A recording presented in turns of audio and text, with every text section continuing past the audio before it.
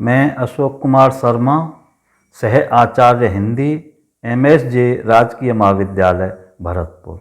आज हम अष्टछाप के प्रमुख कवियों में कवि नंददास के काव्य में दार्शनिक स्थितियों का अध्ययन करेंगे। महाकवि नंददास अष्टछाप के प्रमुख कवियों में आते हैं और सूरदास के बाद इनका द्वितीय स्थान अष्टछाप में माना जाता है।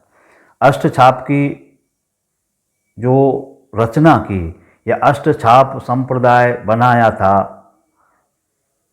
विट्ठल आचार्य ने, तो उसमें दो वल्लभ आचार्य के 4 शिष्य थे और 4 शिष्य विट्ठल आचार्य के थे। तो वल्लभाचार्य ने जो दर्शन दिया था, दार्शनिक क्षेत्र में वल्लभाचार्य का योगदान शुद्धाद्वैत दर्शन के रूप में माना जाता है। उन्होंने शंकराचार्य के अद्वैतवाद में ब्रह्म माया सबल है, इसके विरोध में वल्लभाचार्य ने शुद्धाद्वैतवाद की स्थापना की। इसमें ब्रह्म माया संबंध से रहित होने के कारण शुद्ध है, अर्थात उन्होंने कहा था कि ब्रह्म है वो माया से संबंधित नहीं है, बल्कि ब्रह्म शुद्ध स्वरूप है। कारण रूप और कार्य रूप दोनों प्रकार से ब्रह्म शुद्ध है, मायक नहीं, अर्थात ब्रह्म पर माया का कोई प्रभाव नहीं होता है। माया रहित ब्रह्म ही एक अद्वैत तत्व है और सारा जगत प्रपंच उसी की लीला का विलास है। तो उन्होंने माना कि ब्रह्म है वह शुद्ध है और ये संसार है यह उनकी लीला है, अर्थात संसार को वो लीला के रूप में ही रचते हैं। ब्रह्म अद्वैत है और शुद्ध है। इस प्रकार से इन्होंने शुद्ध अद्वैत दर्शन की स्थापना की और अपना संप्रदाय चलाया। इसी क्रम में उनके शिष्यों की परंपरा चलती है और साधना के क्षेत्र में उन्होंने इस शुद्ध अद्वैत वाले दर्शन में पुष्टि मार्ग का संचालन या स्थापना की। तो पुष्टि मार्ग में उन्होंने कहा कि ब्रह्म की स्थिति में भक्त कब पहुंचता है या ब्रह्मत्व को प्राप्त कैसे होता है, माया का जो आवरण है वो किस प्रकार से हट करके और भक्त या जीव ब्रह्म रूप में पहुंचता है। तो इसके लिए उन्होंने साधना के हेतु पुष्टि मार्ग की स्थापना की। तो शुद्ध अद्वैत जो दर्शन है वह भक्ति के क्षेत्र में पुष्टि मार्ग के नाम से जाना जाता है। तो पुष्टि मार्ग में स्थितियां होती हैं कि एक तो जीव है वह ईश्वर के प्रति आत्मसमर्पण करता है, दूसरा जीव पर जब ईश्वर हैं कृपा करते हैं और जो कृपा है ईश्वर की जीव के ऊपर वही पुष्टि के नाम से जानी जाती है और जिस जीव पर ईश्वर की कृपा हो जाती है वह पुष्ट जीव माना जाता है। इस प्रकार से नंददास के दर्शन में वल्लभाचार्य के शुद्ध अद्वैत दर्शन और पुष्टि मार्ग का पर्याप्त या पूर्ण प्रभाव है और उनकी रचनाओं में रास पंचाध्यायी, रूप मंजरी, सिद्धांत पंचाध्यायी, भ्रमर गीत, इन सभी में पुष्टि मार्ग के सिद्धांतों की स्थापना या अभिव्यक्ति हुई है। अब हम पुष्टि मार्ग में जो दर्शन की स्थितियां हैं उनके बारे में अध्ययन करेंगे कि कौन से पुष्टि मार्ग में तत्व हुए हैं या कौन कौन से बिंदु हैं जो पुष्टि मार्ग में या पुष्टि मार्ग का जो शुद्धाद्वैत दर्शन है उसमें व्यक्त होते हैं। तो सबसे पहले जब हम दर्शन के क्षेत्र में चर्चा करते हैं तो ब्रह्म माना जाता है।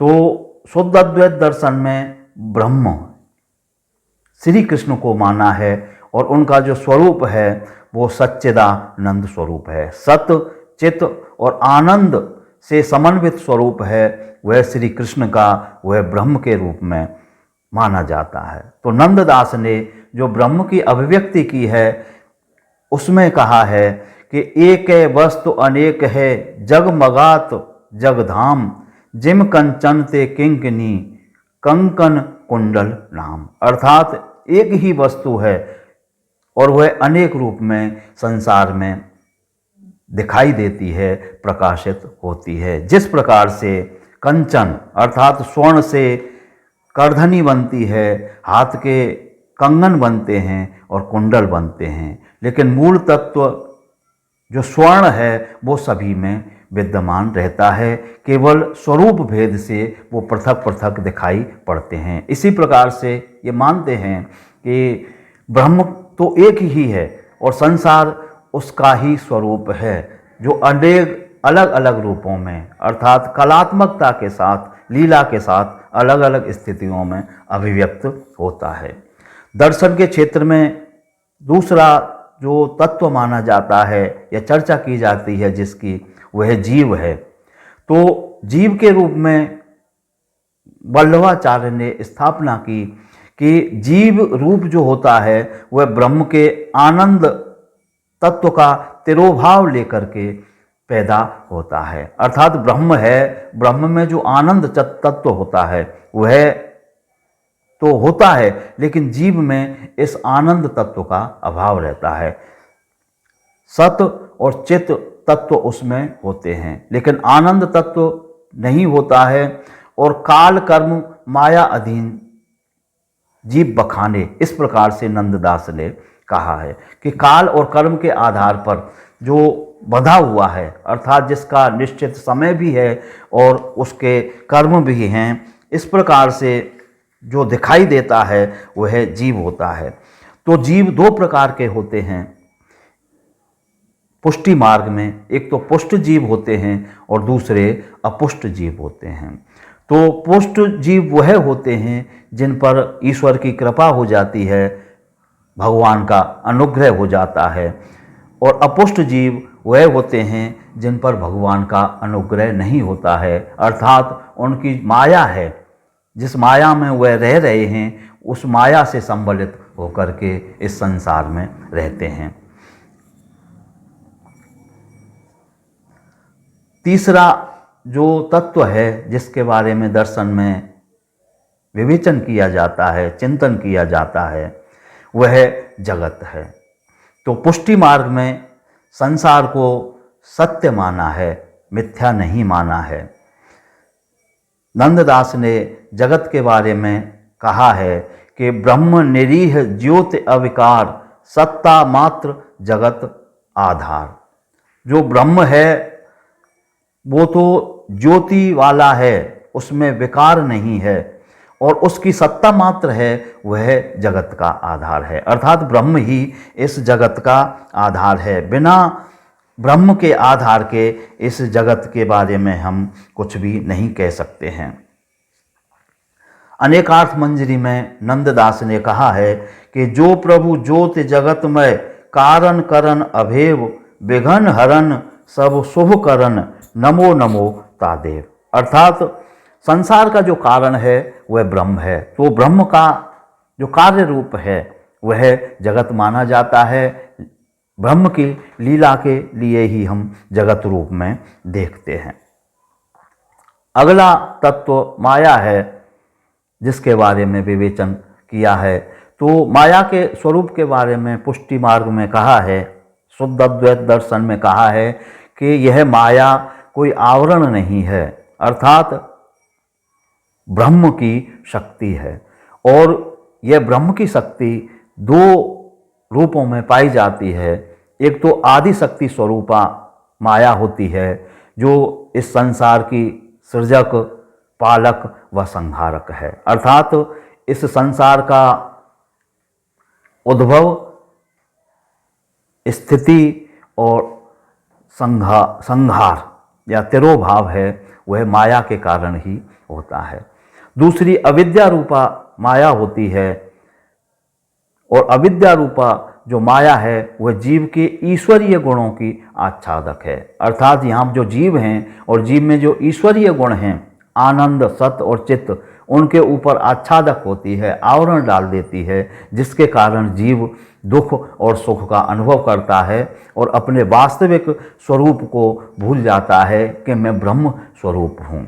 इस प्रकार से माया के बारे में शुद्धाद्वैत दर्शन में पुष्टि मार्ग में विवेचन किया है। तो माया जो है वह जीव को आच्छादक करने वाली और संसार का संचालन करने वाली मानी जाती है। अगला तत्व दर्शन में मोक्ष माना जाता है। तो मोक्ष में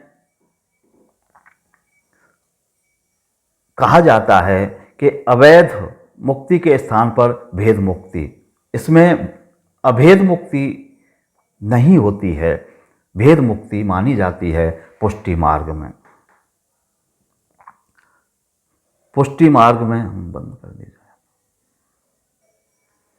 अभेद मुक्ति के स्थान पर पुष्टि मार्ग में भेद मुक्ति को माना जाता है। नंददास ने भी इस ब्रह्मानंद प्राप्ति का वर्णन किया है अपने काव्य में, और वो कहते हैं कि कृष्ण के सामीप्य का आनंद है, अर्थात कृष्ण के समीप रहने का जो आनंद है वो करोड़ों स्वर्गों के सुख से भी अधिक है, और भगवान के पद पंकज के सानिध्य मात्र से ही पुष्टि भक्त को मुक्ति प्राप्त हो जाती है।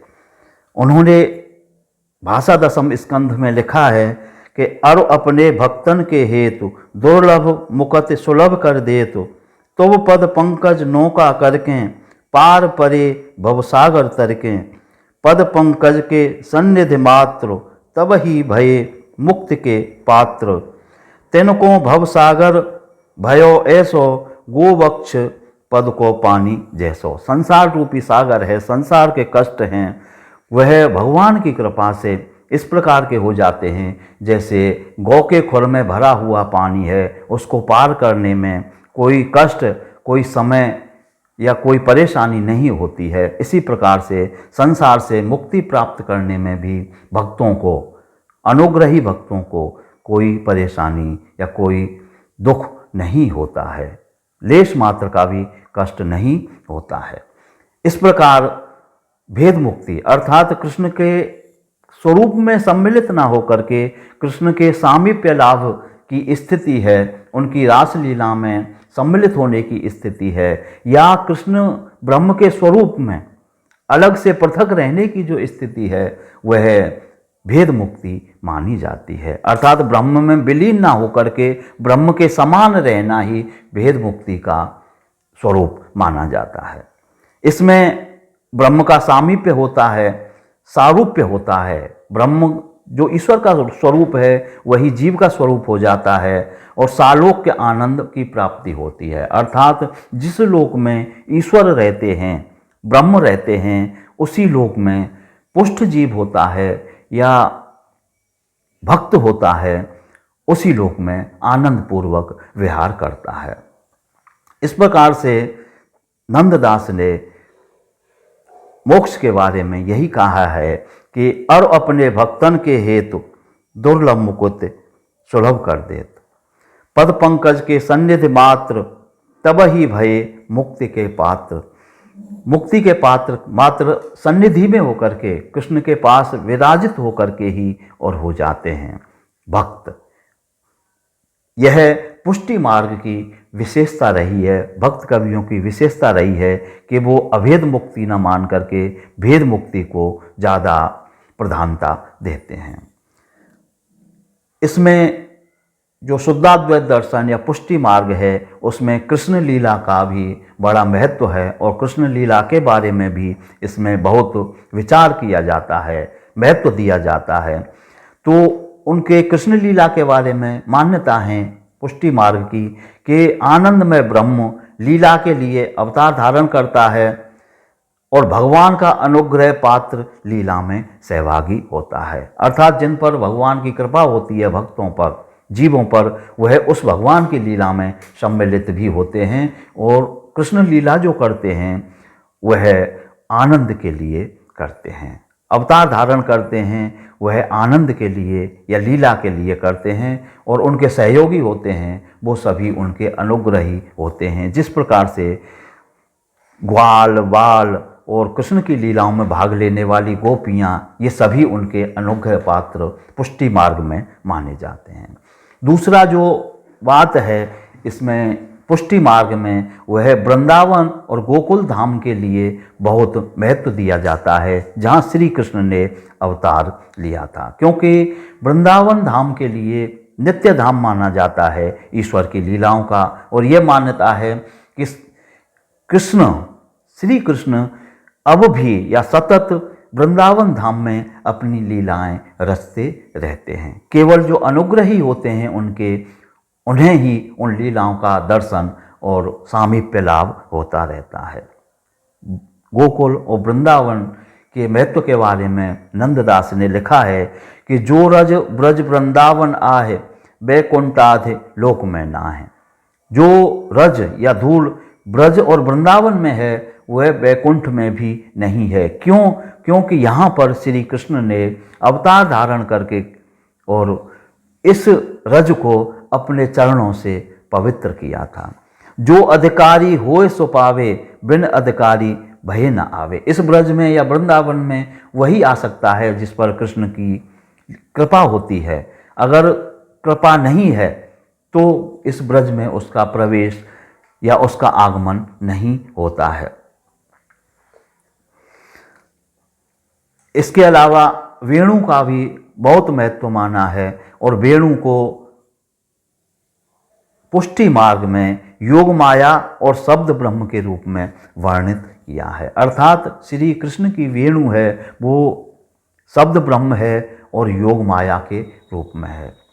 तब लीनी कर कमल जोग माया सी मुरली, अघटित घटना चतुर बहुर अधरा सब जुरली, जाकी ध्वनि ते निगम अगम प्रगटे बड़ नागर, नाद ब्रह्म की जननी मोहिनी सब सुख सागर। तो वेणु या मुरली के स्वरूप और उसके महत्व के बारे में कहा है कि नाद ब्रह्म की जननी यही है।